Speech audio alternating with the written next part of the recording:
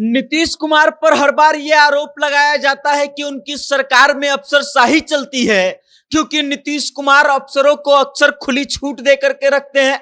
अफसर जो चाहे वो कर सकते हैं और अपने मन से वो हर काम को कर सकते हैं। इस बात की छूट नीतीश कुमार अफसरों को दे करके रखते हैं। हरदम कई अफसरों का नाम लिया जाता है और ये बताया जाता है कि ये लोग नीतीश कुमार के बेहद खास हैं। लेकिन आज हम आपको बताएंगे कि क्यों एक एक करके नीतीश कुमार के खास अफसर जो है उनका साथ छोड़ करके जा रहे हैं और क्यों जो है नीतीश कुमार अफसरों के मामले में अकेले पड़ते जा रहे हैं। लेकिन उससे पहले आप हमारा परिचय जान लीजिए। नमस्कार, मेरा नाम वेद प्रकाश है। आप जनता जंक्शन देखना शुरू कर चुके हैं और कैमरे के पीछे हैं विशाल। अभी हाल ही में ये खबर आई थी कि बिहार पुलिस के डीजीपी आरएस भट्टी जो हैं उनका केंद्रीय प्रतिनियुक्ति हो गया है और उनको सीआईएसएफ का डीजी बना दिया गया है। मतलब ये कि उनका बिहार सरकार से नाता टूट गया है और अब वो केंद्र में जाकर के सेवा देंगे और सीआईएसएफ के बहुत महत्वपूर्ण पद, एक तरह से कह लीजिए कि सीआईएसएफ के मुखिया हो जाएंगे। अब आप इस बात को समझ लीजिए कि एक एक करके कई नाम हम आपको बताएंगे जो बिहार सरकार से केंद्रीय प्रतिनियुक्ति या तो पा चुके हैं या फिर पाने के लिए लगे हुए हैं। अब आप इस बात को समझिए कि आरएस भट्टी जो हैं, जो बिहार सरकार के डीजीपी हुआ करते थे, जिनका अभी तक बहुत सारा कार्यकाल जो है बचा हुआ था, अभी बहुत समय बचा हुआ था, उसके बावजूद वो केंद्रीय प्रतिनियुक्ति के लिए आवेदन देते हैं। बिहार सरकार को अब मजबूरन मानना पड़े तो या फिर जानबूझ करके मानना पड़े तो केंद्रीय प्रतिनियुक्ति पर भेजने के लिए राजी होना पड़ता है और फिर आरएस भट्टी को केंद्र सरकार सीआईएसएफ का मुखिया बना देती है, सीआईएसएफ का डीजी बना देती है। उसके बाद नाम आता है के पाठक का। के पाठक ने फरवरी 2024 में ही आवेदन दिया था इस बात के लिए, एनओसी के लिए बिहार सरकार को कि वो केंद्रीय प्रतिनियुक्ति पर जाना चाहते हैं और 29 फरवरी को उनको केंद्रीय प्रतिनियुक्ति के लिए एनओसी भी दे दिया गया। उसके बाद कई खबरें आई और हमने देखा कि कैसे के पाठक जो है लगातार कई बार नीतीश कुमार से नाराज हुए, अपने विभाग को ज्वाइन नहीं किया, फिर बाद में उन्होंने ज्वाइन कर लिया।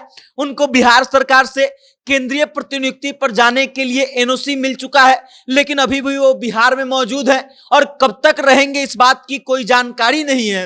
हो सकता है कि वो भी जल्दी ही केंद्रीय प्रतिनियुक्ति पर चले जाएं और फिर बिहार सरकार का साथ जो है के पाठक से छूट जाए। उसके बाद इस सूची में जो तीसरा नाम आता है वो है संदीप पौंड्रिक का।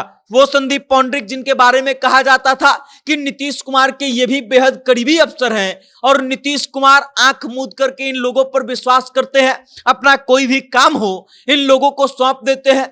वो संदीप पौंड्रिक भी कुछ दिनों पहले जो है केंद्रीय प्रतिनियुक्ति पर बिहार सरकार का साथ छोड़ करके चले गए।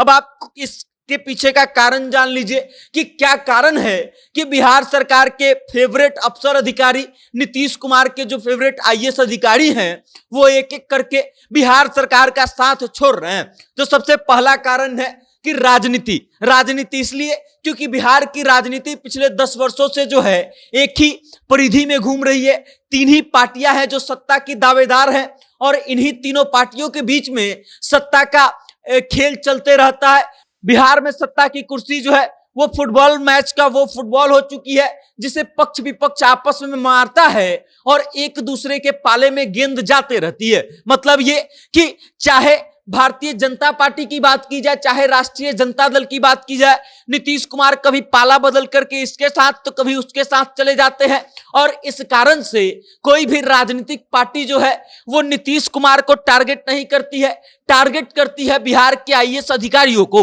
और ये सबसे बड़ा कारण है जिसके कारण बिहार के बड़े बड़े आईएएस अधिकारी जो हैं, नीतीश कुमार के फेवरेट आईएएस अधिकारी जो हैं, वो बिहार से भाग करके केंद्रीय प्रतिनियुक्ति पर दूसरे जगह जाने के लिए तैयार हो जा रहे हैं।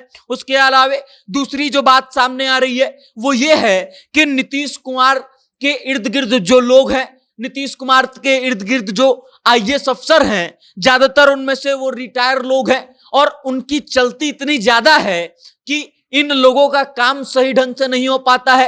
वो लोग जो है इन लोगों की बात नहीं मानते हैं और इस कारण से भी बिहार के आईएएस अधिकारियों का मोहभंग हो रहा है नीतीश कुमार से और वो लोग केंद्रीय प्रतिनियुक्ति पर जाना चाह रहे हैं। और उसके बाद तीसरा कारण ये है कि बिहार से केंद्रीय प्रतिनियुक्ति पर जाने वाले आईएएस अधिकारियों के बारे में अगर आप जानकारी एकत्रित कीजिएगा तो बिहार से जब भी वो केंद्र की तरफ का रुख करते हैं तो केंद्र सरकार उनको कोई न कोई बड़ा पद दे देती है। अब आप इस बात को ऐसे समझ लीजिए कि आरएस भट्टी केंद्रीय प्रतिनियुक्ति पर जाने के लिए आवेदन देते हैं और फिर केंद्र सरकार उनको सीआईएसएफ में डीजी बना देती है, मतलब उनको एक बड़ा पद दिया गया। इससे पहले जब संदीप पौंड्रिक आवेदन दिए थे केंद्रीय प्रतिनियुक्ति के लिए तब केंद्र सरकार ने उनको इस्पात विभाग का सचिव बना दिया था। मतलब ये कि बिहार से जो आईएएस अधिकारी जा रहे हैं उनको केंद्र में बहुत महत्वपूर्ण जिम्मेदारी दे दी जा रही है, बड़ा पद दे दिया जा रहा है और इस कारण से भी बिहार के आईएएस अधिकारी जो हैं वो केंद्रीय प्रतिनियुक्ति पर जाने के लिए